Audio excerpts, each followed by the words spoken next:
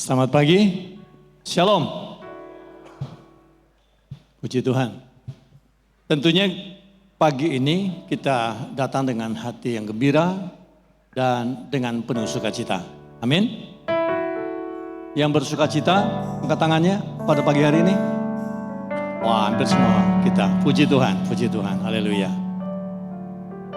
Secara khusus saya ingin menyapa jemaat yang mungkin baru pertama kali hadir untuk beribadah bersama dengan jemaat GKI Siloam pada pagi hari ini. Sekiranya ada jemaat yang baru pertama kali hadir, bisa angkat tangan sejenak. Puji Tuhan, ada 1, 2 ya. Terima kasih Ibu dan Saudara yang pada hari ini bisa bersama-sama dengan kami beribadah bersama.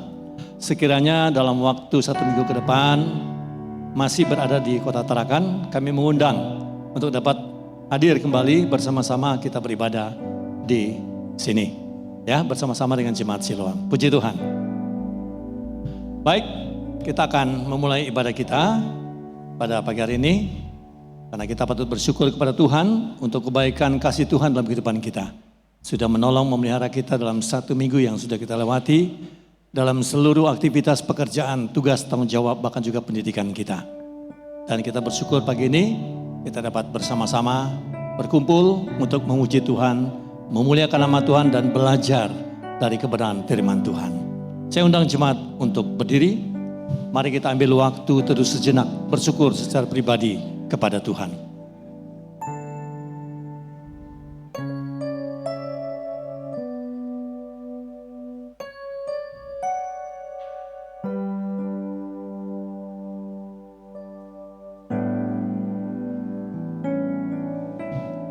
Firman Tuhan berkata, berbahagialah orang yang tidak berjalan menurut nasihat orang fasik, yang tidak berdiri di jalan orang berdosa, dan yang tidak duduk dalam kumpulan pencemooh, tetapi yang kusukanya ialah Taurat Tuhan, dan yang merenungkan Taurat itu siang dan malam.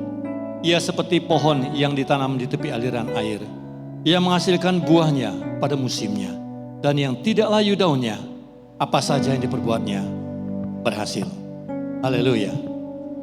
Hanya ada satu penolong kita yang setia. Yesus yang selalu menyertai kita dalam segala keadaan. Membuat kita tidak takut dan juga tidak bimbang. Dia tahu yang terbaik bagi kita. Hanya Dia yang dapat memulihkan hidup kita. Yesus penolong yang setia.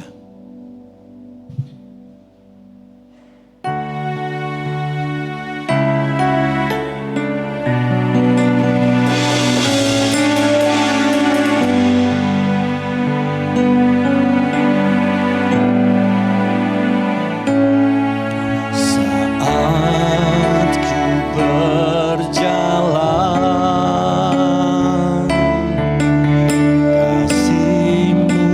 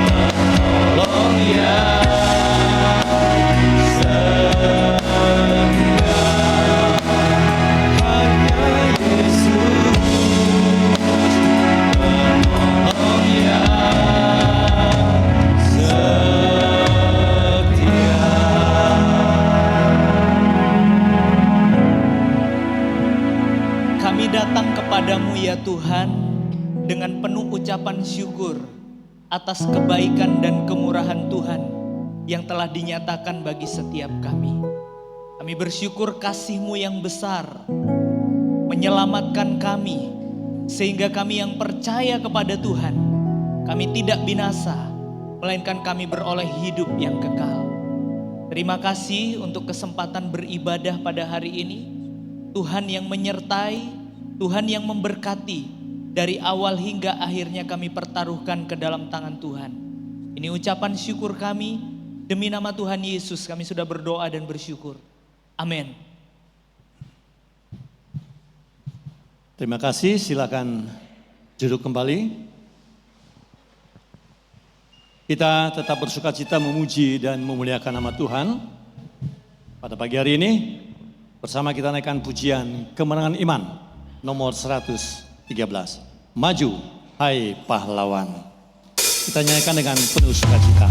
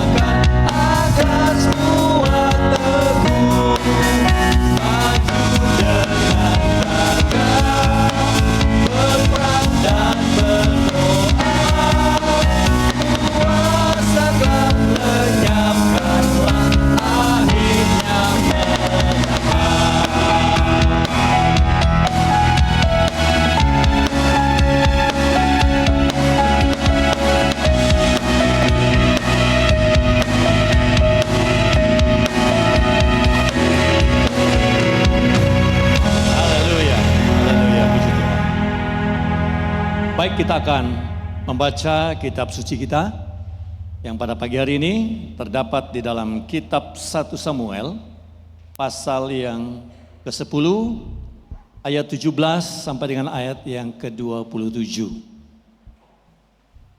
Kitab 1 Samuel 10 ayat 17 sampai dengan ayat yang ke-27. Kita akan membaca secara silih berganti.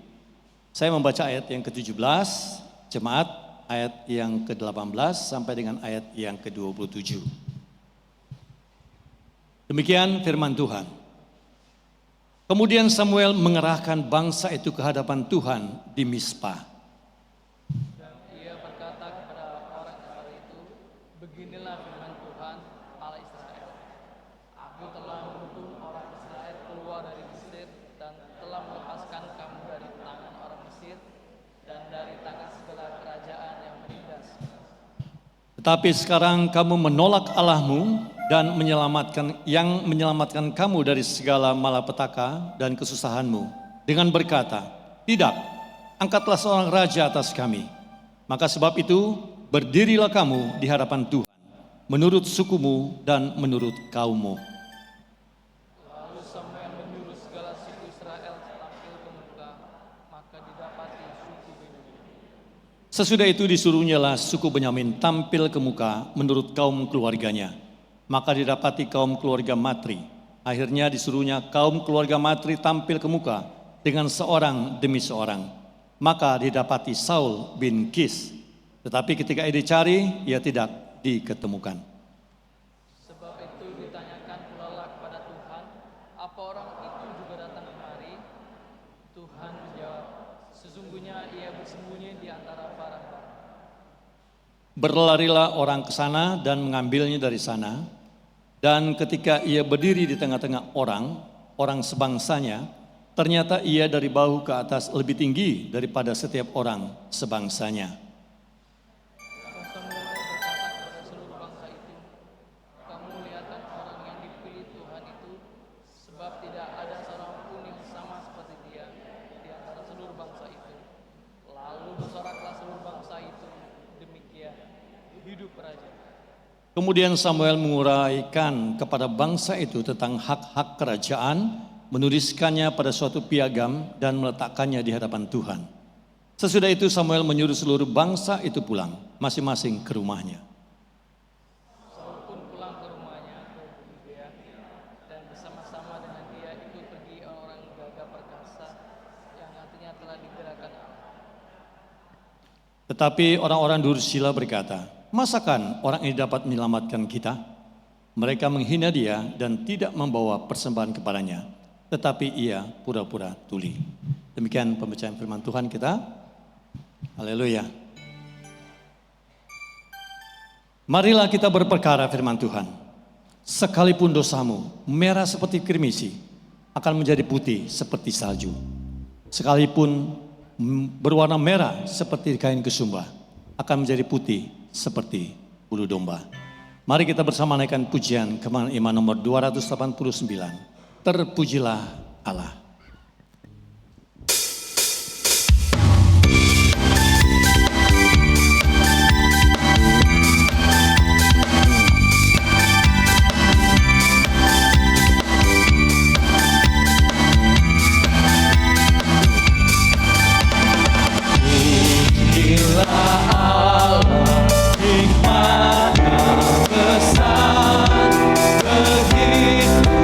Kasihnya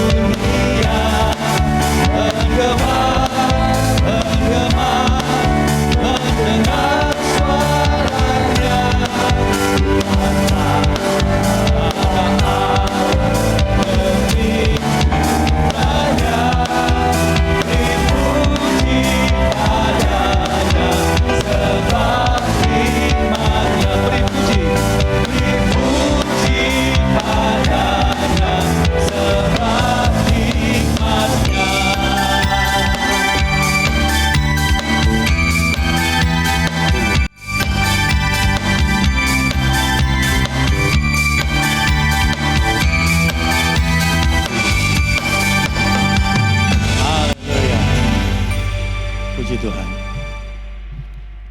Mari kita siapkan diri kita, hati kita, dan pikiran kita untuk menerima kebenaran firman Tuhan. Fokuskan diri kita hanya kepada firman Tuhan. Karena segala tulisan yang diilhamkan Allah bermanfaat untuk mengajar, menyatakan kesalahan, memperbaiki kelakuan, dan mendidik orang dalam kebenaran. Bagaikan rusa merindukan air.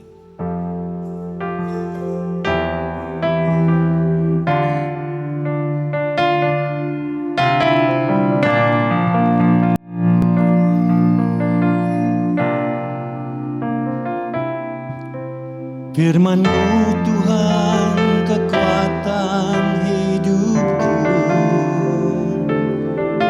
sabda-Mu Tuhan penyejuk jiwaku. Tiada yang lain selain firman-Mu, menyejukkan, menyegarkan imanku.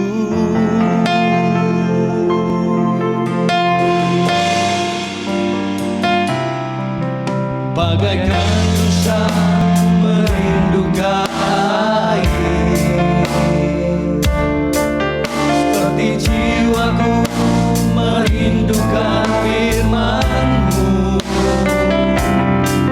Bersabdalah Tuhan, kami mendengar, penuhilah kami, kuasailah kami dengan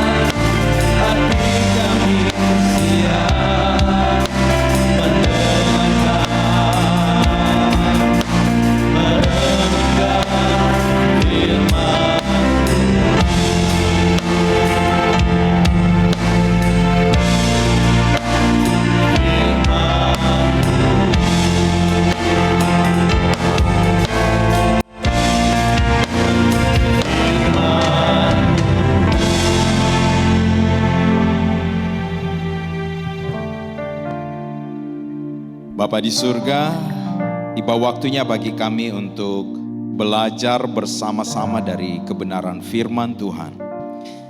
Mohon tuntunan Roh Kudus agar kami semua bisa mengerti firman-Mu dengan baik.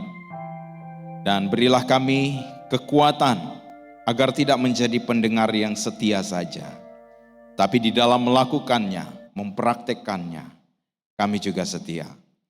Kami serahkan waktu ini ke dalam tangan Tuhan, kendali Tuhan, agar kami semua diberkati lewat firman-Mu. Segala gangguan dari kuasa kegelapan kami tolak dalam nama Yesus, nama yang berkuasa itu. Hamba yang akan menyampaikan firman Tuhan juga kiranya Roh Kudus yang memampukan agar firman Tuhan diberitakan sesuai dengan kehendak Tuhan bagi kami sekalian. Terima kasih Bapa di surga, di dalam nama Tuhan Yesus kami berdoa. Haleluya. Amin.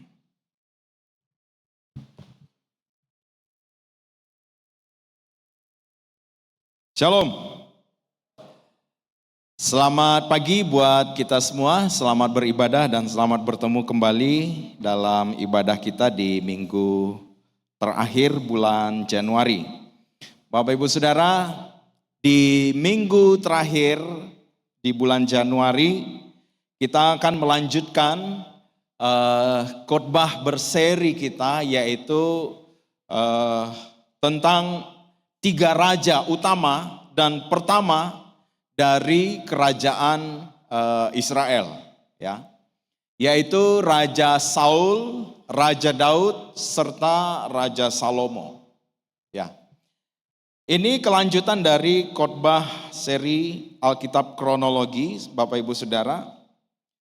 Dan tentunya kalau sudah berbicara tentang kronologi, artinya ini khotbah dengan cara naratif, narasi, bercerita. Ya, Bapak Ibu Saudara yang saya kasihi di dalam Tuhan, kalau mau membaca tentang ketiga raja ini, kita sebenarnya mendapatkan cerita-cerita yang mungkin kayak terpisah-pisah begitu. Ada separuh kisah mereka dimuat di dalam kitab 1 dan 2 Samuel. Lalu ada lagi kisah mereka dimuat di dalam 1 dan 2 Raja-Raja. Lalu ada sebagian kisah mereka juga dimuat di dalam 1 dan 2 Tawarik. Jadi ada 6 kitab yang harus kita baca kalau mau membaca, mempelajari keseluruhan dari raja-raja ini. Ya, kita langsung saja Bapak Ibu Saudara kepada figur yang pertama, yaitu Raja Saul.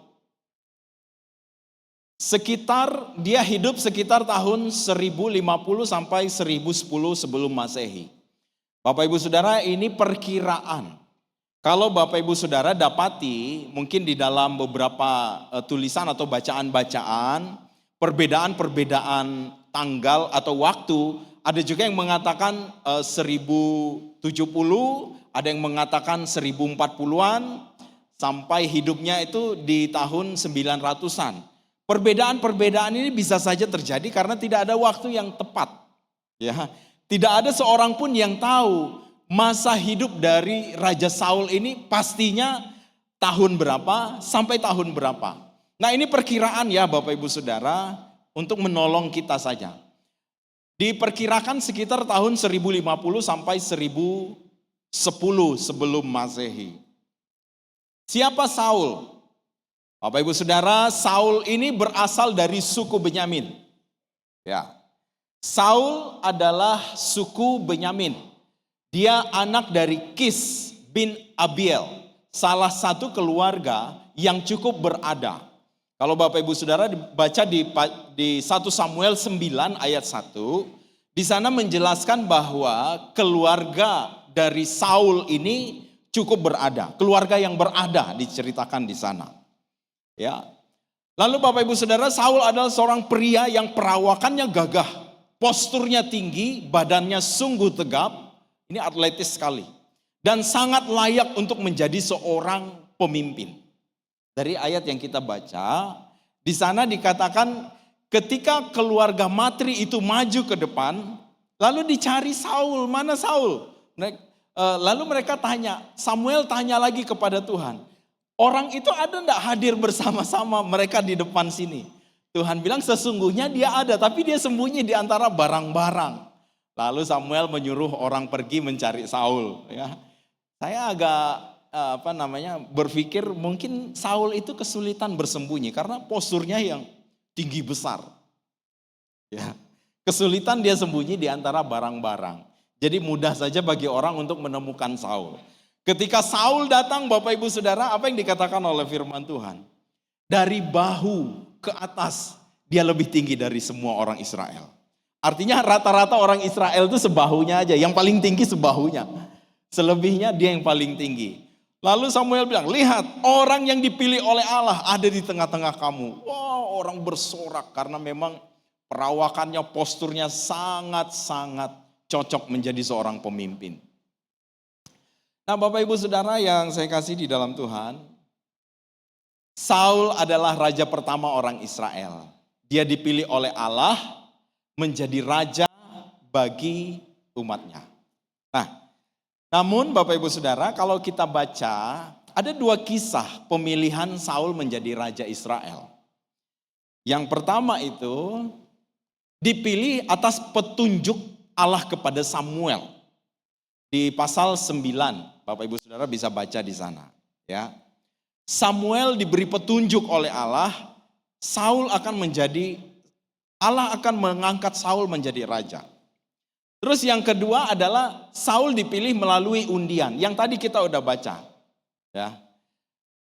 Disuruhnyalah semua orang Israel berdiri berdasarkan suku. Lalu terpilihlah suku Benyamin. Nah, suku Benyamin disuruh berdiri. Terpilihlah keluarga Matri. Semua keluarga Matri disuruh berdiri. Dan didapatilah Saul. Itu proses pemilihannya. Ya. Nah, Bapak Ibu yang saya kasih di dalam Tuhan, ini menarik sekali bagi kita. Kenapa bangsa Israel harus memiliki seorang raja? Karena bangsa Israel di beberapa bulan yang lalu kita belajar tentang hakim-hakim, tidak memiliki pemimpin. Dan memang betul Bapak Ibu Saudara, bahwa ketika orang Israel tidak memiliki pemimpin, mereka bertindak sesuka hati mereka. Apa yang mereka anggap benar mereka lakukan. Sehingga masing-masing orang dengan pendapat yang berbeda-beda, dengan kebenaran yang berbeda-beda, melakukan apa saja yang mereka anggap benar. Dan bisa saja kebenaran itu bertentangan dengan yang lain. Sehingga ini memudahkan orang-orang Israel ini untuk terpengaruh dengan bangsa-bangsa lain. Dan lebih parahnya lagi itu, mereka akhirnya menyembah berhala-berhala bangsa-bangsa yang ada di sekitar mereka. Nah, melihat ini Bapak Ibu Saudara, bangsa Israel juga akhirnya meminta seorang pemimpin kepada Tuhan. Ya. Dan Tuhan mengabulkan permintaan mereka dengan menunjuk Saul sebagai raja. Lalu Bapak Ibu Saudara yang saya kasih di dalam Tuhan Yesus Kristus, kita dapati Saul dipanggil oleh Tuhan. Saul diurapi oleh Tuhan. Saul diubah oleh Roh Allah. Karena Roh Allah ketika dia diurapi menjadi raja, Roh Allah itu menguasai hidup Saul, ada di atas Saul. Lalu dia dipilih oleh rakyat juga. Bahkan Bapak Ibu Saudara bersumpah untuk taat kepada Tuhan. Dan di dalam Samuel 13 ayat 13, Tuhan berjanji mengokohkan kerajaan Saul sampai selama-lamanya. Ada janji yang memang Allah beri kepada Saul, kalau dia taat, kalau dia tunduk kepada Tuhan, maka kerajaan Saul itu akan dikokohkan selama-lamanya. Tetapi menarik, mengapa Saul justru hancur dan gagal? Padahal dari nomor 1 sampai nomor 6, itu tidak kurang itu Bapak Ibu Saudara. Saul dipanggil Tuhan, diurapi oleh Tuhan, dipimpin oleh Roh Allah, dipilih oleh rakyat, dia bersumpah setia kepada Tuhan. Bahkan Tuhan berjanji akan mengokohkan kerajaannya. Tetapi kenyataannya dan faktanya, Saul hancur, Saul gagal. Kenapa bisa terjadi seperti itu? Hal-hal yang menyebabkan Saul menjadi gagal. Melakukan apa yang seharusnya tidak dilakukan. Kisah ini bercerita tentang ketika orang Israel sedang terkepung. Akhirnya Saul minta supaya orang pergi kepada Samuel. Minta supaya Samuel datang. Supaya Samuel itu berbicara kepada Allah, lalu memberi petunjuk apa yang harus mereka lakukan. Samuel bilang, oke, 7 hari saya akan datang. 7 hari Samuel gak datang. Lalu karena Saul tidak sabar Bapak Ibu Saudara, korban bakaran yang harusnya dipersembahkan oleh seorang nabi dan hanya seorang nabi yang bisa mempersembahkan korban bakaran diambil alih oleh Saul. Saul yang melakukan upacara sakral itu. Dia mempersembahkan korban bakaran di hadapan Allah. Saya pikir ini ceroboh sekali. Mentang-mentang dia berkuasa, mentang-mentang dia diurapi oleh Allah, mentang-mentang dia dipilih oleh Allah, dia bertindak seenaknya Bapak Ibu Saudara. Akhirnya ketika Samuel datang, apa yang dikatakan oleh Samuel? Bodoh sekali apa yang kamu lakukan. Lalu Bapak Ibu Saudara, mari coba kita membaca Samuel pasal 1 Samuel 13 ayat 13. 1 Samuel pasal 13 ayat 13.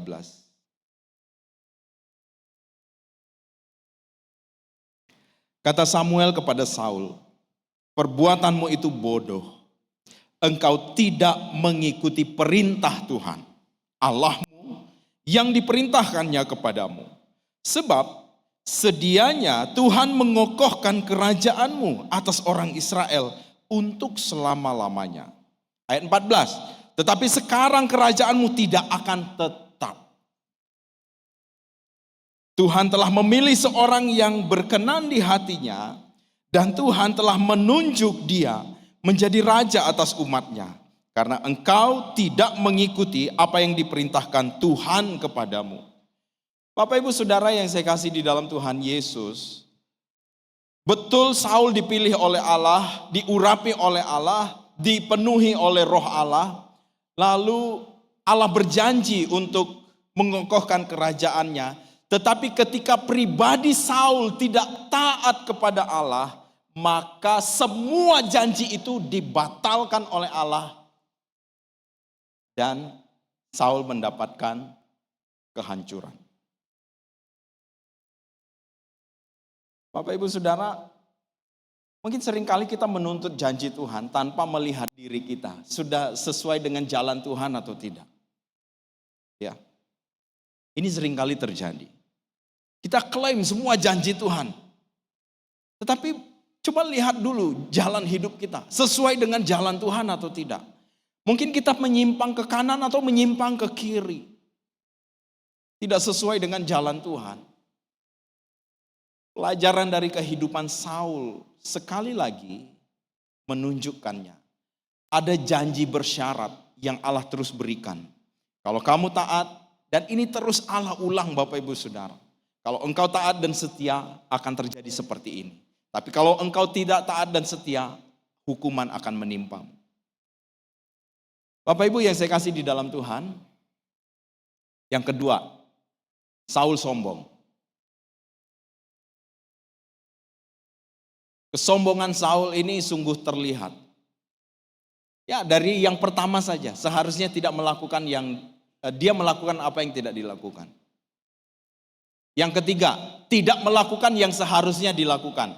Kalau yang pertama itu dia lakukan apa yang harusnya dia tidak kerjakan, yang ketiga ini tidak mengerjakan yang seharusnya dia lakukan. Dalam kisah ketika mereka melawan musuh Bapak Ibu Saudara, di dalam pasal 15 ayat 17 itu. Di sana Tuhan tuh memerintahkan supaya Samuel menumpas habis semua musuh-musuhnya. Tanpa ada sisa sedikit pun. Tetapi berbeda apa yang dilakukan oleh Saul. Di ayat 18 Tuhan berkata, Tuhan telah menyuruh engkau pergi dengan pesan, pergilah, tumpaslah orang-orang berdosa itu, yakni orang Amalek. Berperanglah melawan mereka sampai engkau membinasakan mereka. Tumpas habis. Bapak Ibu Saudara, ayat 19 berkata, mengapa engkau tidak mendengarkan suara Tuhan? Mengapa engkau mengambil jarahan dan melakukan apa yang jahat di mata Tuhan? Ketika Tuhan memerintahkan melakukan sesuatu dan tidak dilakukan, di hadapan Tuhan itu sebuah kejahatan. Allah melihat dan Tuhan melihat apa yang dilakukan oleh Saul, sebuah kejahatan. Dia menjarah, ternak-ternak yang bagus dibawa kembali, dibawa pulang. Walaupun dianggap sebagai persembahan untuk Allah, Allah nggak minta itu Bapak Ibu Saudara. Saul akhirnya tidak melakukan apa yang seharusnya dilakukan. Semakin terpuruklah kehidupan Saul. Akhirnya semakin kacau, semakin hancur. Dia meminta pertolongan kepada seorang pemanggil arwah. Yang nyata-nyata Saul sendirilah yang melarang itu dulu. Tidak ada boleh orang petenung, tidak ada boleh pemanggil arwah. Semua disingkirkan. Ternyata diam-diam Saul meminta pertolongan orang-orang yang dia singkirkan dulu. Dan Bapak Ibu Saudara, ini seringkali diajarkan kepada kita. Nenek moyang kita dulu sudah meninggalkan semua berhala-berhala mereka. Tetapi generasi-generasi sekarang mulai memungut kembali apa yang sudah dibuang. Menganggap Tuhan tidak sanggup memelihara. Menganggap Tuhan tidak punya kuasa. Pungut lagi semua berhala-berhala dulu yang sudah dibuang. Itu ciri-ciri dari kehidupan orang yang mulai hancur dan mulai tidak lagi berkenan kepada Tuhan. Akhir hidup dari Saul. Bapak Ibu Saudara, akhirnya Saul itu mati dalam peperangan melawan orang Filistin. Dia menyuruh, dia punya pengawal untuk menghujamkan dia punya senjata ke tubuh Saul, tapi enggan dia, tidak mau. Akhirnya Saul ambil pedang, menjatuhkan diri, bunuh diri. Setelah itu apa yang terjadi terhadap mayat Saul? Oh, mayat Saul dibawa orang Filistin ke negeri mereka. Tidak hanya sampai di situ Bapak Ibu Saudara. Kepala Saul dipancung dan mayatnya dipakukan pada tembok-tembok kota Betsel. Gak tahu, saya pikir mungkin apakah dimutilasi jadi satu tangan di sebelah sana, satu tangan dipaku di sana, seluruh tembok. Ini mengerikan sekali. Dan Bapak Ibu Saudara, cara mati yang seperti ini sangat hina sekali. Makanya raja-raja, kalau Bapak Ibu Saudara nonton film-film kerajaan, kalau mereka sudah sekarat, maunya dibunuh oleh orang mereka sendiri. Jangan sampai dibunuh oleh musuh mereka. Atau mayatnya jangan sampai dibawa. Karena tidak mau diperlakukan seperti ini. Berbeda dengan Saul. Orang-orang Yabesi mengambil mayat Saul, membakar lalu tulang-tulangnya dikuburkan. Dan di kemudian hari Bapak Ibu Saudara, Daud datang mengambil tulang-tulang Saul itu dan menguburkannya secara layak di kuburan nenek moyangnya. Ini kisah dari Saul. Sekarang kita ke Raja Daud. Bapak Ibu Saudara, siapa Daud? Daud berasal dari suku Yehuda. Dari Saul tadi suku Benyamin. Sekarang Daud berasal dari suku Yehuda. Daud adalah anak bungsu dari Isai. Seorang yang tinggal di Efrata, Bethlehem. Ya. Jadi kalau dibilang Bethlehem, Efrata itu kota Daud, betul itu Bapak Ibu Saudara. Isai, orang tua Daud tinggal di sana. Lalu Daud seorang yang ahli dalam bermain kecapi. Ketika Saul sudah kehidupannya nggak karuan, dia minta supaya Daud untuk memainkan kecapi. Yang berikut, Daud itu seorang yang ahli dalam mengumban. Mengumban ini menggunakan tali, melontarkan batu dari tali itu. Ya, itulah yang dilakukan oleh Daud ketika dia menumbangkan seorang Goliat. Di suku Israel, di bangsa Israel, Bapak Ibu Saudara, kalau baca di Hakim-Hakim, ada banyak orang spesial yang kidal, kata firman Tuhan, yang punya keahlian dalam mengumban. Ketika mereka mengumban, sehelai rambut pun tidak meleset. Saya pikir ini hebat sekali. Dan mungkin Daud itu adalah salah seorang yang memiliki keahlian yang luar biasa itu. Keterampilan dalam mengumban sangat-sangat tepat sekali. Daud seorang yang pemberani dari sejak remaja. Ya, walaupun dikatakan Daud itu kemerah-merahan, tapi dia seorang pemberani, Bapak Ibu Saudara. Walaupun dia masih muda, pemberani dia. Dari mana firman Tuhan mengatakan Daud pemberani? Ada nggak ayatnya? Tidak ada memang. Secara tulisan dikatakan Daud adalah seorang yang gagah perkasa, pemberani. Nggak ada. Tapi cobalah lihat kisahnya. Ketika dia menjaga ternak ayahnya. Ketika singa datang, apa yang dilakukan oleh Daud? Dihajar singa itu. Kalau ternaknya digigit oleh singa, dikejar singa itu. Dilepaskannya dia punya ternak dari mulut singa, dari mulut binatang-binatang buas. Itu seorang pemberani. Kalau Daud tidak pemberani, dia pasti biarlah satu aja, nanti kenyang biar pergi sendiri itu. Ya, tapi Daud tidak. Satu domba dijaga baik-baik. Ya, mungkin karena dia punya keahlian untuk mengumban juga. Jadi jangan bilang Daud itu mudah pengecut, tidak berani. Karena dia pemberanilah dia maju menantang Goliat itu. Ya, Saul yang badannya besar aja tidak berani turun melawan Goliat. Ya, itu badan yang besar sia-sia tapi. Daud adalah raja kedua Israel. Bapak Ibu Saudara, kita lihat pemilihan Daud menjadi raja. Tuhan berfirman kepada Samuel, pergi ke Bethlehem, ke rumah Isai. Ada petunjuk dari Allah kepada Samuel untuk pergi ke Bethlehem. Ini dalam rangka mencari pengganti Saul ya. Saul memang belum mati waktu itu. Ya. Lalu Tuhan sudah memberi petunjuk kepada Samuel. Ketika Saul mati, Bapak Ibu Saudara, anak Saul itu diangkat menjadi raja oleh seorang panglima.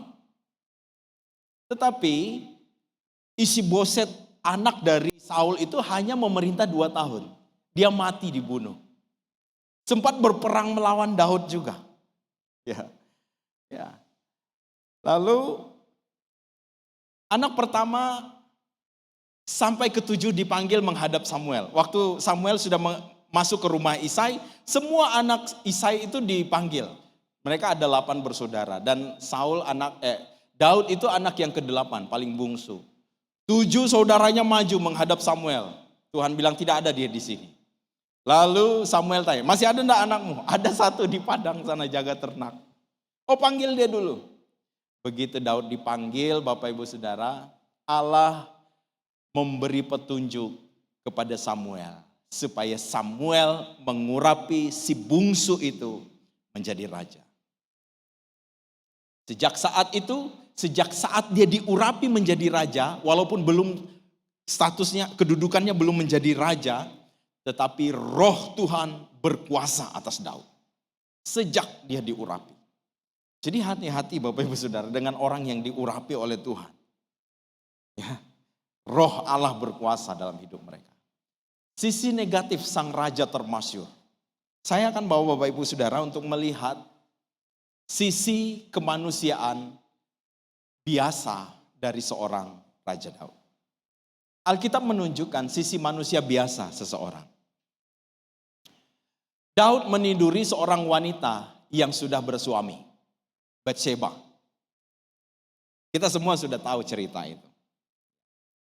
Ini sisi manusia biasa seseorang yang termasyhur. Yang dipuji-puji, yang diagungkan.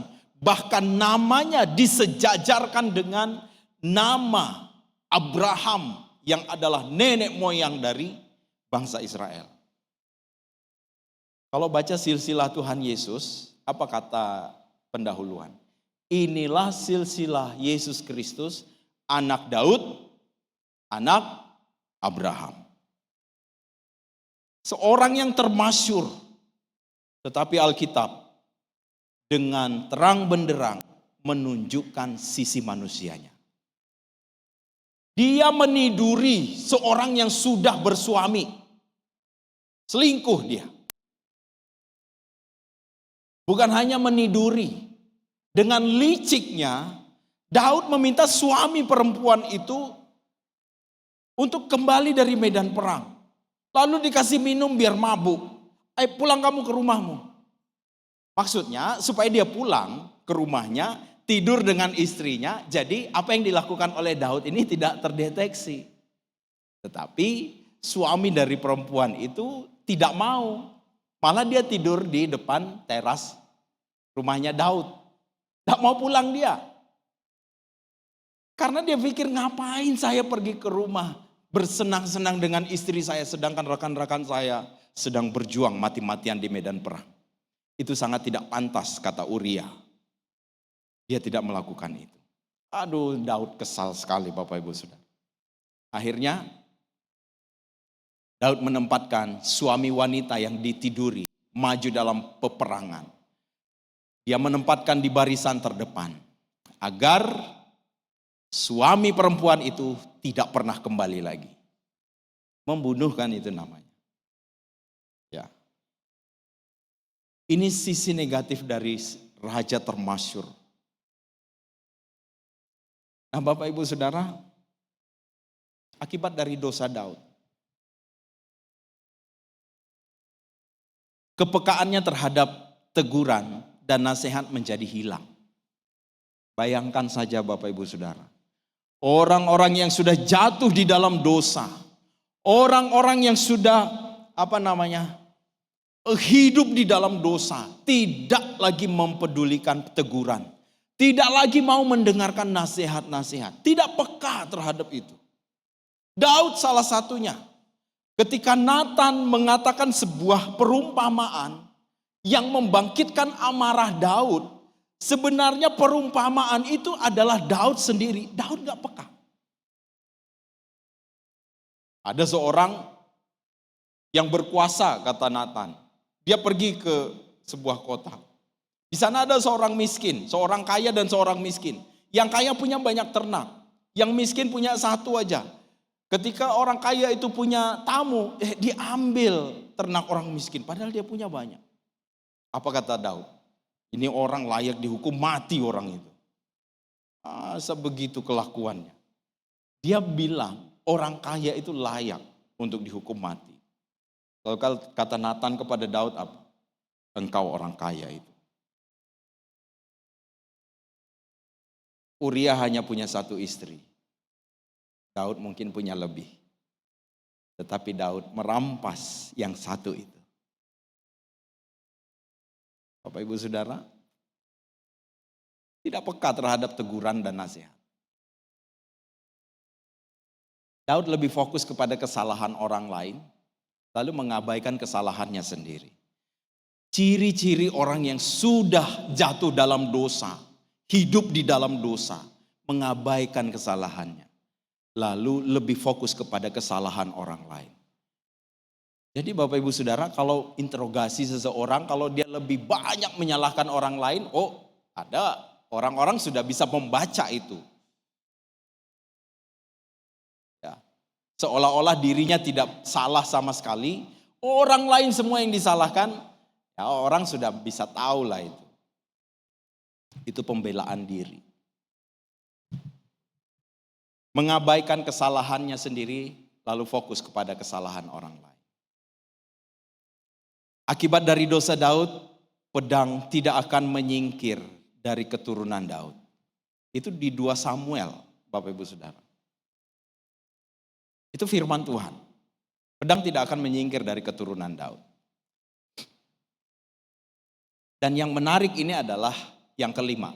Malapetaka akan ditimpakan ke atas Daud. Malapetaka akan ditimpakan ke atas Daud sendiri. Malapetaka itu dari mana Bapak Ibu Saudara? Dari keluarga Daud sendiri. Oke, saya kasih beberapa contoh. Setelah Daud membunuh Uria, hidup bersama dengan Batsheba, anak pertama itu mati, dan anak kedua yang lahir dari hubungan Daud dengan Batsheba adalah Salomo. Ya, Salomo itu anak dari Daud dan Batsheba. Bapak Ibu Saudara, dengan istri yang lain, Daud punya anak. Ada Amnon dan Tamar. Apa yang dilakukan oleh kedua saudara ini? Amnon sebagai kakak memperkosa adiknya sendiri. Itu membuat orang tua stres. Daud berkabung. Daud tidak habis pikir mengapa mereka bisa berlaku seperti itu. Itu yang pertama. Yang kedua apa Bapak Ibu Saudara? Ketika Daud telah menjadi tua, Salomo mulai menjadi berkuasa. Salomo sendirilah yang meniduri gundik-gundik ayahnya. Gundik itu istri simpanan, istri gelap. Bahkan Bapak Ibu Saudara, Salomo melakukannya bukan di tempat tersembunyi. Membentangkan tenda, seluruh orang Israel melihat betapa hancurnya keluarga itu. Seorang anak ambil simpanan ayahnya. Itu malapetaka yang diakibatkan oleh dosa Daud itu.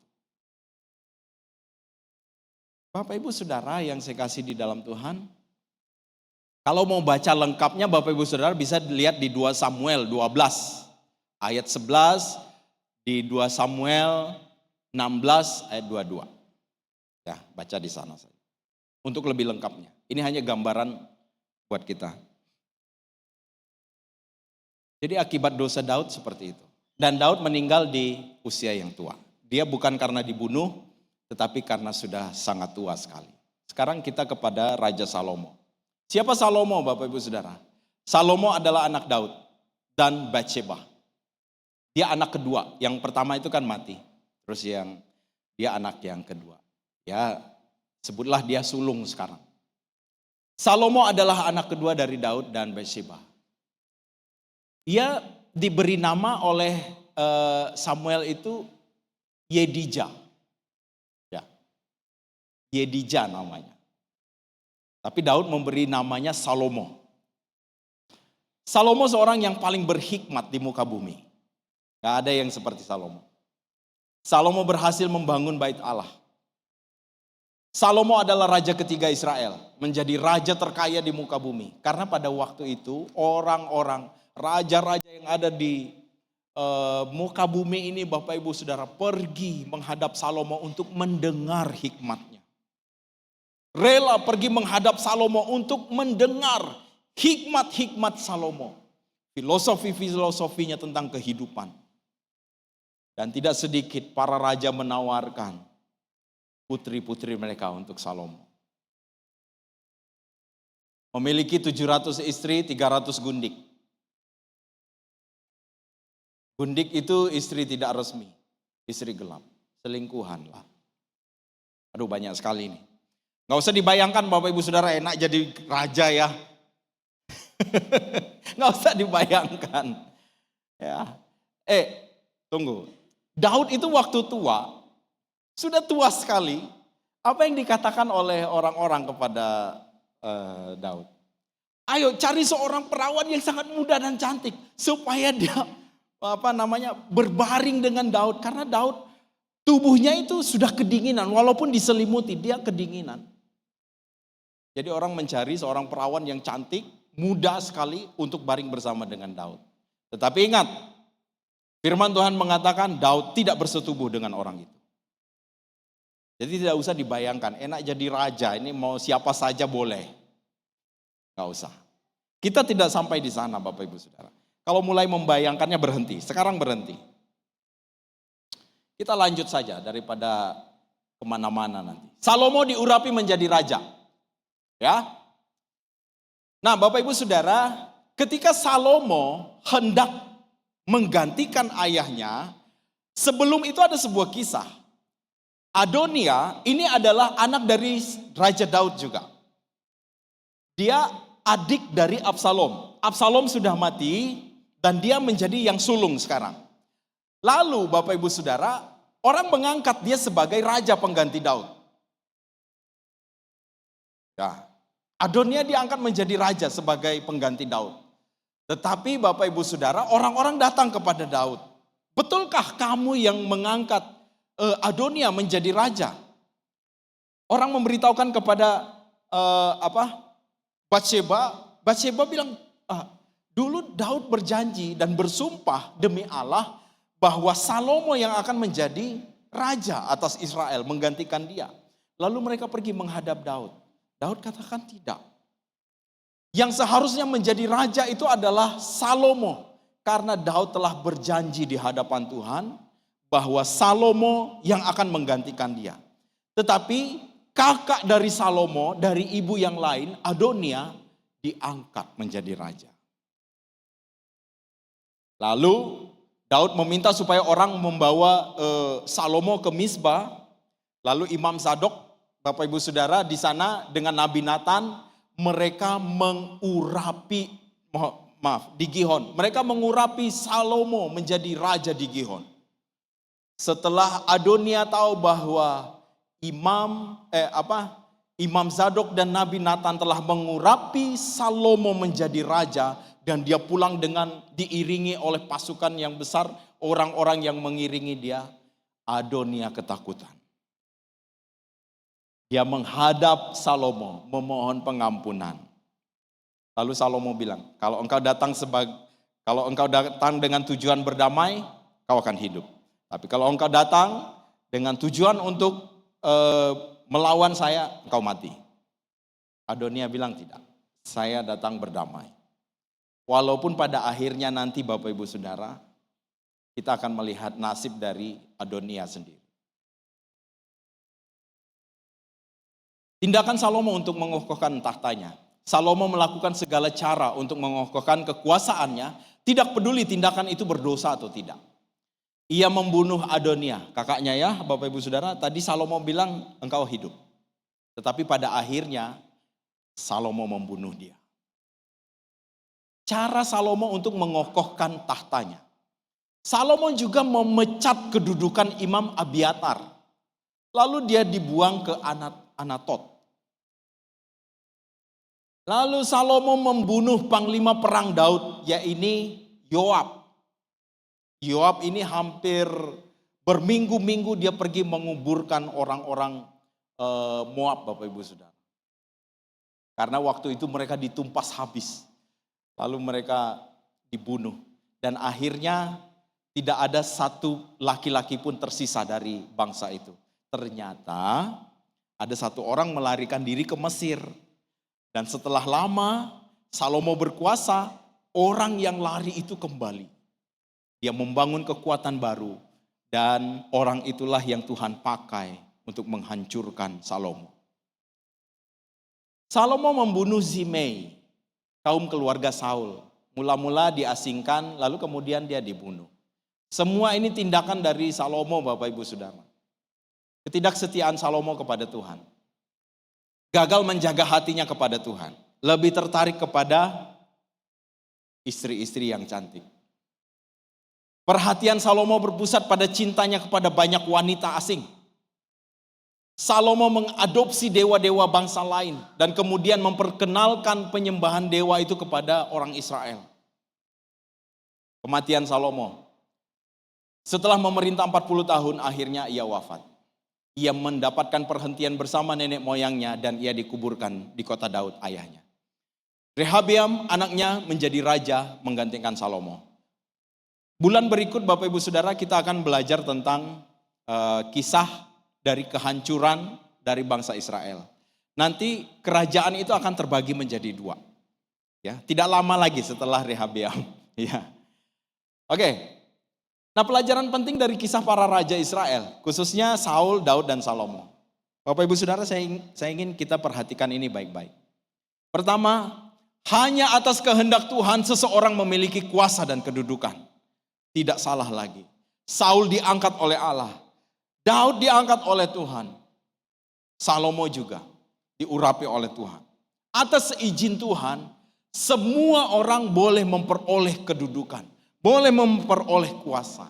Atas izin Tuhan. Kedua, Anda tidak dapat berbuat banyak tanpa Tuhan. Kita nggak akan bisa buat banyak. Kalau coba melakukan sesuatu dengan kekuatan kita, dengan kekuasaan kita, dengan pengaruh kita, tanpa Tuhan, tidak akan banyak. Justru hal-hal itu akan membawa kita kepada kehancuran. Ketiga, pesannya adalah jauhi kejahatan, lakukan kehendak Tuhan. Apa yang dilakukan oleh Saul? Melakukan kejahatan. Apa yang dilakukan oleh Daud? Melakukan kejahatan. Apa yang dilakukan oleh Salomo? Melakukan kejahatan. Kekuasaan dan kedudukan memberi Anda peluang untuk bertindak bebas. Ingat Bapak Ibu Saudara, Saul, Daud, Salomo punya kuasa. Mereka menganggap diri mereka bebas melakukan segala sesuatu. Mereka tidak peduli apakah yang mereka lakukan itu benar atau tidak, berdosa atau tidak. Enggak peduli mereka. Lakukan. Yang penting mereka senang. Yang kelima, dosa menghancurkan, tetapi pertobatan memulihkan. Dalam kisah ini, Daud bertobat dari dosanya dan dia dipulihkan oleh Allah. Walaupun konflik di dalam rumah tangganya tetap ada, tetapi Daud dipulihkan. Berbeda dengan Saul. Bapak Ibu Saudara, kiranya pelajaran penting yang kita bisa dapat dari ketiga raja ini boleh menolong kita agar bertindak sesuai dengan kehendak Tuhan. Mensyukuri apa yang Tuhan izinkan buat kita sekarang. Dan jangan coba-coba untuk melakukan apa saja dengan kehendak bebas kita. Selalu minta petunjuk Tuhan. Kalau jatuh dalam dosa, satu caranya, jalan keluar, bertobat dari dosa. Mari kita berdoa. Kami bersyukur pada pagi hari ini boleh belajar firman Tuhan. Biar lewat firman Tuhan ini, kami semua boleh dikuatkan dan diteguhkan kembali. Terima kasih Bapa di surga, dalam nama Yesus kami berdoa. Amin.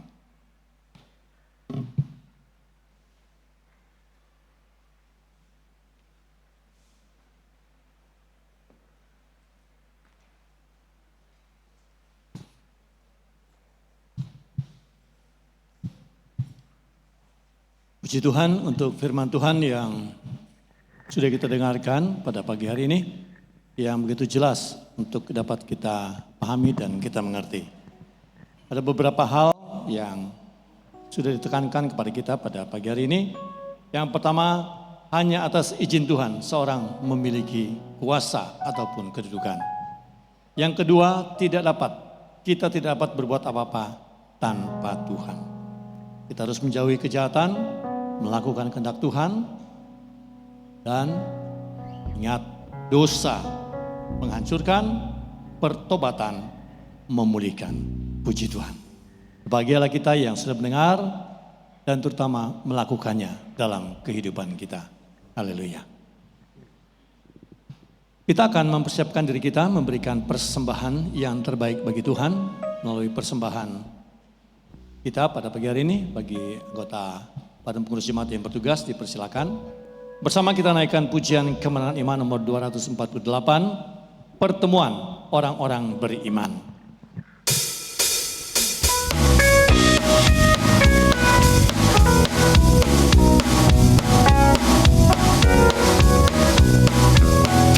Kalau anak Allah suruh, mereka pergilah akan himpunkan segala hambanya dan segala orang mati.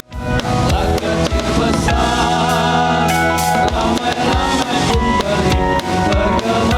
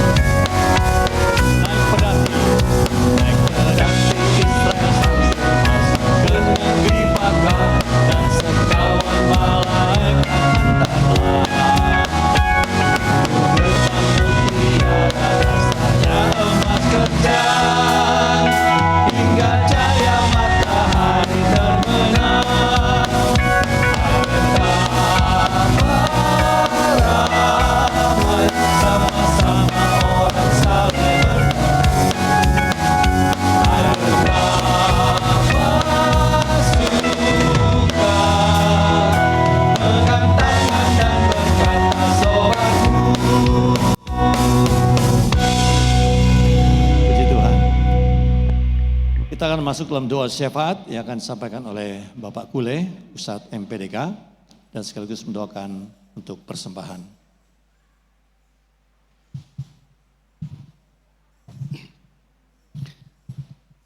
Jemaat Tuhan yang diberkati Tuhan, pagi hari ini kita akan menyampaikan doa syafaat kita kepada Tuhan dengan bahan doa, mengucap syukur atas penyertaan Tuhan telah Tuhan nyatakan bagi kehidupan kita sepanjang minggu lalu, dan berdoa juga bagi kegiatan kita di minggu yang akan datang. Dan bersyukur ada beberapa jemaat yang ulang tahun, sekiranya hadir pada hari ini. Pada saat saya membacakan, sudahlah berdiri sebentar supaya bisa didoakan. Yang berulang tahun, Klur Limninci, Arika Priscilla Ruben, Karisa Sicilia, Naila Tisa, Berta Natifa Lova. Apakah ada? Nah, puji Tuhan, ya. Ada cucu ulang tahun, Tuhan Yesus memberkati. Anggota jemaat yang ulang tahun pernikahan, keluarga Petrusani dan Ibu Rosti Ngau, Nathanael Hatanto Sintoro dan Jessica Natalia. Ya. Baik Bapak Ibu, kita satu dalam doa, satu kita dalam doa syafaat. Mari kita berdoa. Bapa kami yang di surga, dikuduskanlah namamu, datanglah kerajaanmu di bumi seperti surga. Engkau memberkati kehidupan kami, di mana kami boleh mengucap syukur atas penyertaan pemeliharaan Tuhan dalam kehidupan kami sepanjang minggu yang lalu. Sehingga pada hari ini kami boleh hadir bersekutu memuji memuliakan Tuhan. Boleh mendengarkan kebenaran firman Tuhan untuk boleh menguatkan, meneguhkan kami. Sehingga firman Tuhan ini tidak berlalu begitu saja. Kami boleh mengambil hikmahnya, boleh merenungkannya, dan melakukannya dalam kehidupan kami. Jika kami kedapatan berbuat dosa, kami mohon ampun di hadapan Tuhan. Sucikan dan kuduskan kami, sehingga kami tetap layak di hadapan Tuhan. Hari ini kami juga mengucap syukur bersama jemaat Tuhan yang berulang tahun, kiranya senantiasa diberkati Tuhan, dilindungi Tuhan, sehingga dalam kehidupan Tuhan ke depan, mereka boleh bersyukur karena pertolongan Tuhanlah mereka ada pada saat ini, karena penyertaan pemeliharaan Tuhan dalam kehidupan mereka. Tuhan, pada pagi hari ini juga kami berdoa khusus untuk menopang pelayanan dari para utusan yang menjangkau jiwa-jiwa baru di daerah penginjilan. Kami mohon campur tangan Tuhan, pergumulan yang mereka hadapi, kiranya senantiasa diberkati Tuhan, sehingga melalui pelayanan yang mereka lakukan, banyak jiwa-jiwa boleh dimenangkan. Kami berdoa khusus untuk Pendeta Yeremia, Pendeta Wangyu, Pendeta Novi Trivena, Pendeta Herlina, Vikaris Anya Ingan, Panglis Rista, Panglis Arianto Tase, Panglis Bayohang, Panglis Lerin, Vikaris Sentike Lubang, Pendeta Wilson Udan, Evangelis Novel Daniel. Tuhan menolong untuk menyertai, campur tangan Tuhan dalam pelayanan yang mereka lakukan. Kiranya melalui pelayanan yang mereka lakukan, Tuhan boleh membuka hati orang yang mendengar firman Tuhan dan percaya kepada Tuhan Yesus dan menjadi berkat bagi kemuliaan nama Tuhan. Kami juga bersyukur Tuhan karena pertolongan dan Tuhan terus menolong untuk menyertai mereka. Tubuh yang lelah Tuhan segarkan sehingga nama Tuhan dipuji dan dimuliakan. Kami juga berdoa ya Tuhan bagi saudara-saudara kami yang mengalami sakit. Mohon campur tangan Tuhan diberikan kekuatan, kesehatan. Tidak ada yang mustahil bagi Tuhan.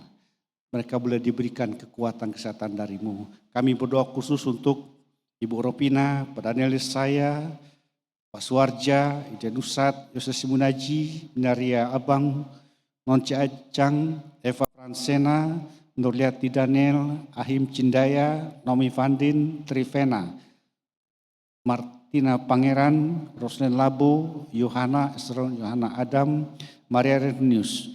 dan Bapak Benyamin Angin. Kami mohon campur tangan Tuhan. Pergumulan yang mereka hadapi dalam kehidupan mereka. Tubuh yang sakit tapi jiwanya sehat untuk memuji muliakan Tuhan. Berikan mereka kekuatan, kemampuan untuk boleh senantiasa mensyukuri apa yang Tuhan nyatakan bagi mereka. Sehingga melalui kelemahan tubuh yang mereka alami, mereka tetap bersandar dan memuji muliakan nama Tuhan. Kami juga berdoa ya Tuhan untuk masyarakat bahkan suku-suku yang ada di sekitar kami. Kami rindu ada orang yang boleh memberitakan Injil kepada mereka dan ada orang yang boleh bercerita sehingga mereka juga boleh memiliki iman yang kuat dan percaya kepada Tuhan Yesus. Kami berdoa untuk suku-suku ini Tuhan, kiranya Tuhan memberi titik terang, memberi jalan, sehingga suku-suku ini juga boleh percaya kepada Yesus sebagai Tuhan Juru Selamat. Yakni suku-suku Banjar, Tidung, Brau, Pulungan, Pasir, Bajo, dan Bakumpai. Kami terus berdoa untuk suku-suku ini, sehingga suku ini juga boleh menangkan Tuhan, sehingga nama Tuhan dipuji dan muliakan. Tuhan, pada pagi hari ini juga kami berdoa untuk bangsa dan negara kami, di mana kami sudah melaksanakan pemilu kada dan dalam waktu dekat ada pelantikan. Kiranya apa yang Tuhan sudah tentukan, Tuhan sudah pilih, kiranya semua yang Tuhan sudah pilih bisa mengayomi dan boleh menjadi berkat dimanapun mereka berada. Kami juga berdoa ya Tuhan untuk pemerintah bangsa Indonesia, Tuhan berkati menolong. Berdoa juga untuk pemerintah Kota Tarakan, Tuhan berkati campur tangan Tuhan. Sehingga dimanapun kami berada, kami menjadi berkat dimanapun kami berada. Sehingga nama Tuhan dipuji dan dimuliakan. Kami juga berdoa ya Tuhan untuk aparat pemerintah TNI Polri yang melindungi dan bahkan mengamankan kami, baik masyarakat, bahkan seluruh bangsa Indonesia ini senantiasa diberikan kekuatan, kemampuan, dan boleh melakukan semua tugas pelayanan mereka dengan baik dan tolong dengan Tuhan. Tuhan, kami juga pada pagi hari ini berdoa khusus untuk jemaat Tuhan yang mungkin menjalani libur di hari-hari ke depan senantiasa diberkati Tuhan. Sehingga melalui libur yang mereka lakukan, mereka senantiasa bersandar kepada Tuhan dan boleh memuliakan Tuhan dan boleh kembali ke Tarakan dengan penuh sukacita dan pertolongan pemeliharaan Tuhan. Pagi hari ini kami juga bersyukur kepadamu Tuhan atas berkat-berkat yang Tuhan telah nyatakan bagi pribadi lepas pribadi, di mana kami boleh memberikan persembahan kami kepada Tuhan untuk menopang pelayanan baik di jemaat ini bahkan di luar jemaat, sehingga firman Tuhan boleh disampaikan dan boleh menjangkau jiwa-jiwa baru untuk melayani nama Tuhan. Inilah sifat kami Tuhan yang kami persembahkan. Hanya di dalam nama Tuhan Yesus kami sudah berdoa dan mengucap syukur. Haleluya. Amin.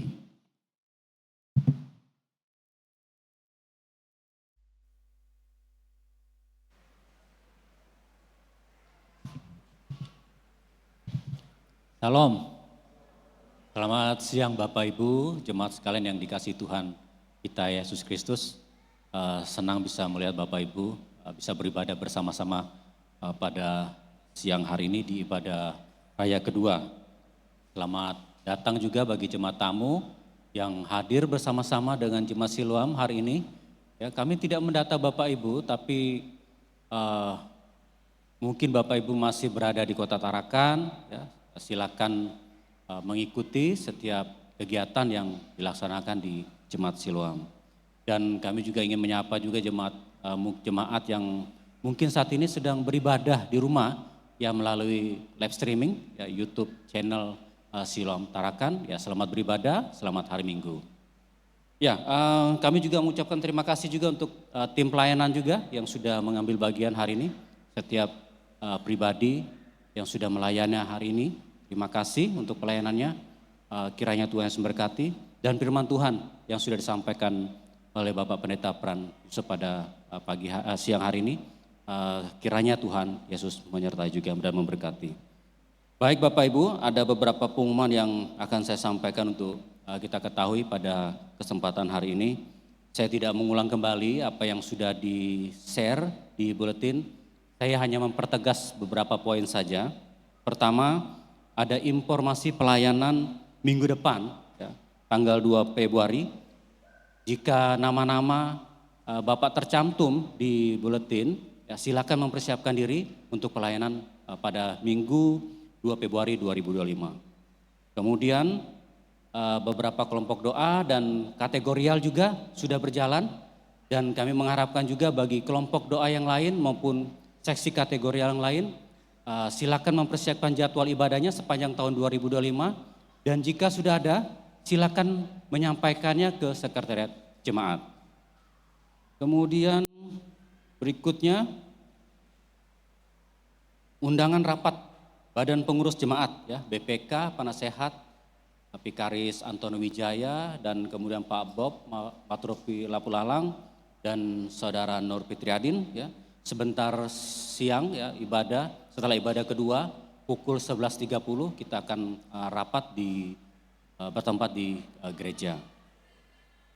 Dan informasi terakhir kepada tim pelayanan tahun 2025, bagi Bapak Ibu Saudara yang terlibat di dalam pelayanan di tahun 2025, ya, pada kesempatan ini nanti akan didoakan oleh Bapak Pendeta Pran. Saya persilakan kepada tim pelayanan.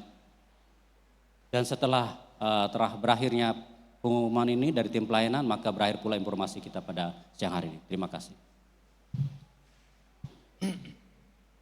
Bapak Ibu Saudara, kita patut bersyukur oleh karena Tuhan menggerakkan ada banyak anak-anak Tuhan untuk terlibat di dalam pelayanan sepanjang tahun 2024. Memang tidak ada yang kita bisa berikan, tetapi sebagai bentuk penghargaan dari gereja kepada pribadi-pribadi yang telah memberi diri untuk melayani ini, gereja mengeluarkan piagam, ya. Ada piagam setiap tahun, ini menjadi komitmen kita. Setiap tahun kita akan mengeluarkan piagam dan kita akan bagikan kepada setiap orang yang telah terlibat di dalam pelayanan. Ada anak-anak kecil, ya, anak-anak SD sudah melayani, kita akan berikan piagam juga kepada mereka, dan kelak ini akan menjadi sebuah tanda bahwa mereka juga aktif dalam pelayanan. Setiap tahun ini akan dikeluarkan. Nah, Bapak Ibu Saudara, piagam akan dibagikan kepada semua, tetapi untuk kesempatan hari ini karena ada banyak sekali yang terlibat, kami akan menyerahkannya kepada beberapa perwakilan saja, ya, perwakilan.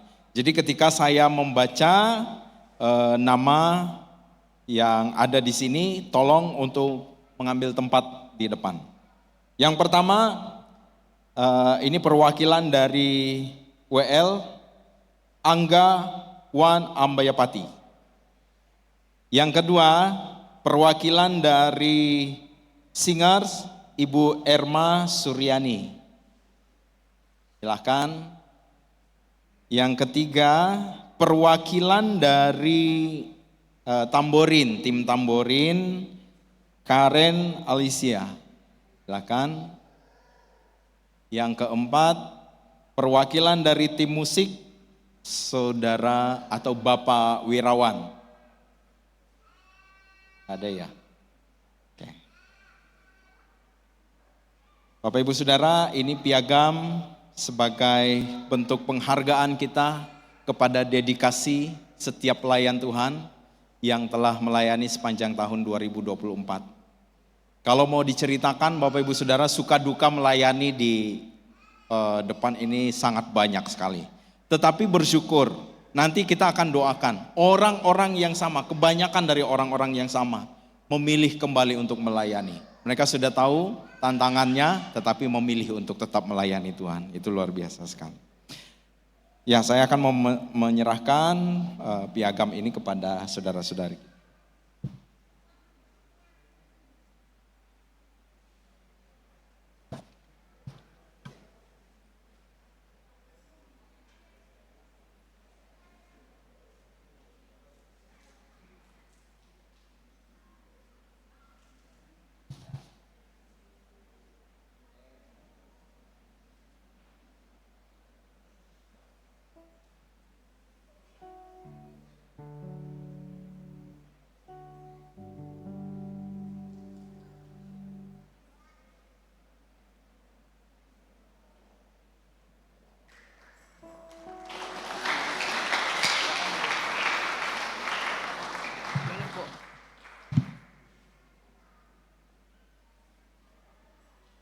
Baik, untuk semua yang sudah mengisi komitmen pelayanan di tahun 2025, silakan mengambil tempat di depan dan kita akan mendoakan tim pelayanan yang sudah siap untuk bertempur di tahun 2025 ini.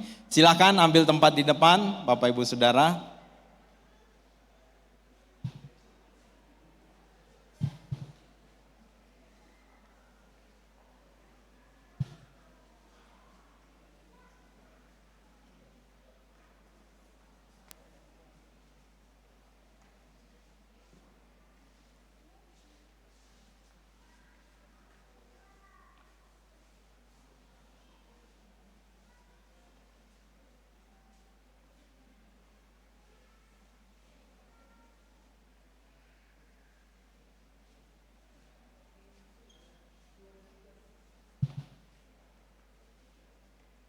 Ya, Bapak Ibu Saudara, masih ada beberapa yang tidak hadir. Sebenarnya ada berapa orang ya, Angga ya? 70-an lebih. Oke. 8.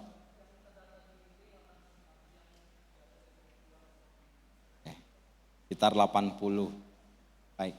Ada beberapa yang tidak hadir pada kesempatan ini. Nah, Bapak Ibu Saudara, ini adalah tim pelayanan kita di tahun 2025 ini. Mereka akan membantu kita di dalam setiap ibadah. Mereka yang akan berlatih musik, memainkan musik, tamborin, memimpin kita dalam menyanyi. Oleh sebab itu, mari kita dukung di dalam doa kita kepada Tuhan agar pelayanan mereka Tuhan pakai untuk menjadi berkat. Mari kita berdiri semua, Bapak Ibu Saudara. Saya minta kita semua berdoa untuk tim pelayanan yang ada ini. Mari kita berdoa bersama. Bapa kami di dalam kerajaan surga, kami bersyukur karena kehidupan kami telah diselamatkan oleh Engkau. Dan kami semua yang telah diselamatkan berkumpul di satu tempat ibadah, yaitu Gereja Kemah Injil Indonesia Jemaat Siloam Tarakan. Di dalam jemaat ini ada banyak orang yang terpanggil untuk melayani Tuhan dengan segala keterampilan yang mereka miliki. Bapa, kami sungguh bersyukur karena Engkau telah menggerakkan banyak orang untuk terlibat di dalam pelayanan. Karena kami menyadari pelayanan ini tidak bisa berjalan dengan sedikit orang. Semakin banyak orang terlibat, maka semakin baik pula lah pelayanan yang ada di setiap lininya. Oleh karena itu, pada hari ini di dalam nama Yesus Kristus, nama yang berkuasa itu, kiranya Tuhan mengurapi, Tuhan menolong, Tuhan memimpin dan Tuhan memampukan setiap anak-anak-Mu yang sudah memberi diri mereka untuk melayani Tuhan sepanjang tahun 2025. Percaya bahwa kuasa Tuhan akan dinyatakan lewat pelayanan mereka. Keterampilan-keterampilan mereka semakin dipertajam. Bakat-bakat yang ada pada diri mereka dapat dipergunakan dengan baik untuk kemuliaan Tuhan. Dan biarlah semua pelayanan yang akan mereka lakukan sepanjang tahun 2025 ini membangun tubuh Kristus, yaitu jemaat Tuhan. Terima kasih Bapa di surga, kami tidak izinkan kuasa kegelapan menghancurkan kehidupan pelayan-pelayan-Mu. Hari ini kami mohon, biarlah kuasa Roh Kudus menjaga, melindungi dan memagari setiap pelayan Tuhan. Dengan kehidupan yang tunduk dan taat kepada firman Tuhan, kami melayani Tuhan dengan kesucian hidup. Dan Engkau dimuliakan dan seluruh jemaat boleh diberkati. Terima kasih Bapa di surga, terpujilah nama-Mu. Hamba mempersembahkan seluruh pelayan-Mu ini ke dalam tangan-Mu. Dan kiranya Tuhan pakai dengan cara Tuhan. Dan Tuhan perlengkapi dengan segala keperluan-keperluan pelayanan yang ada. Di dalam nama Tuhan Yesus kami berdoa. Haleluya. Amin.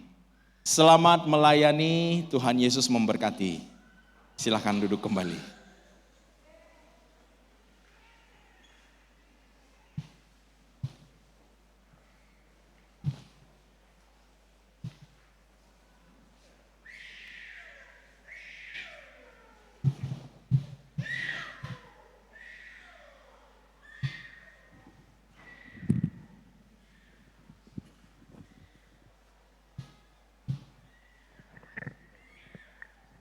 Baik, jemaat yang kekasih dalam Tuhan, kita akan mengakhiri ibadah kita pada pagi atau siang hari ini. Dan kita juga akan masuk dalam rutinitas kita sehari-hari dalam 1 minggu ke depan. Percayalah, Tuhan Yesus tetap memelihara kita, menyertai kita dalam kita menjalani aktivitas kita dalam 1 minggu ke depan. Karena Dia tahu apa yang kita perlukan dalam kehidupan ini. Mari jemaat, saya undang untuk berdiri, kita nyanyikan pujian ini dengan sungguh-sungguh. Tuhan tahu.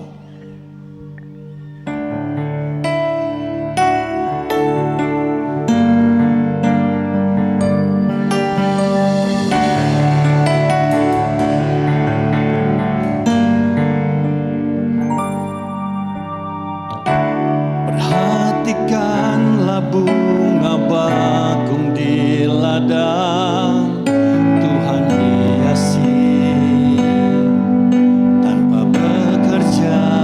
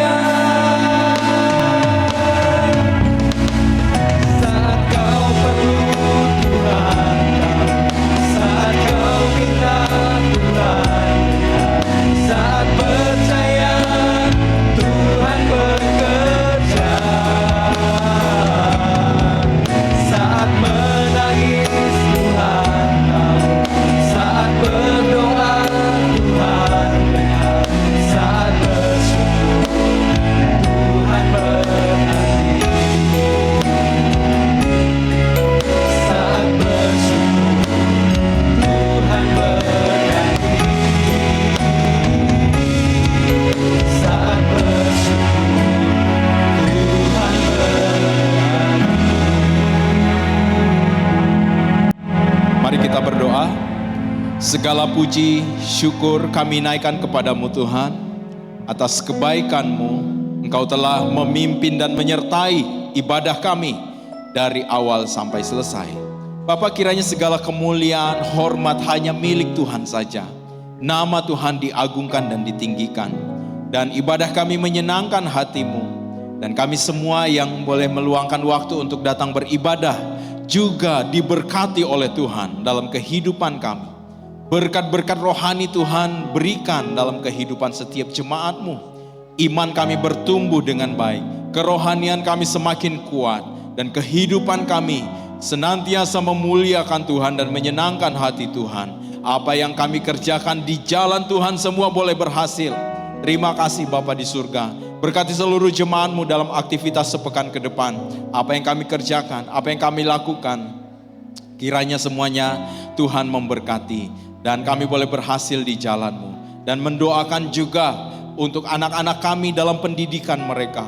Agar pengetahuan mereka semakin bertambah. Keterampilan-keterampilan mereka semakin berkembang di dalam Tuhan juga.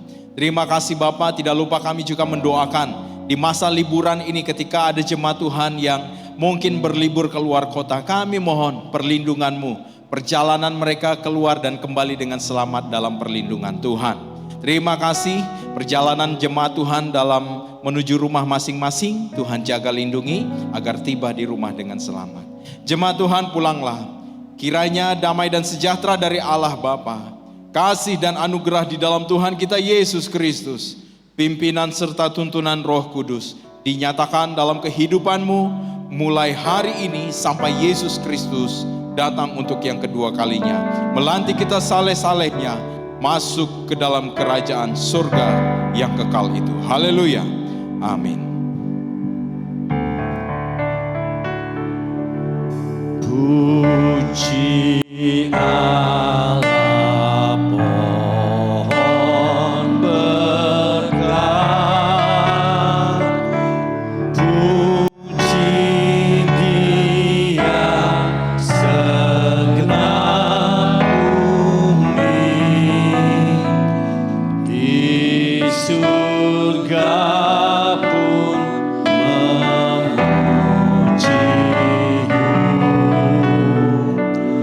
Bapa, Anak, dan Roh Kudus. Amin.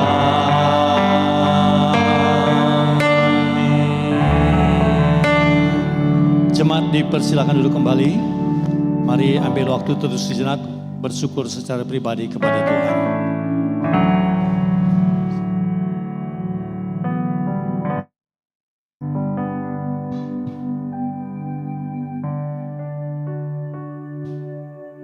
Ibadah kita sudah selesai. Selamat siang. Tuhan Yesus memberkati kita semua. Shalom.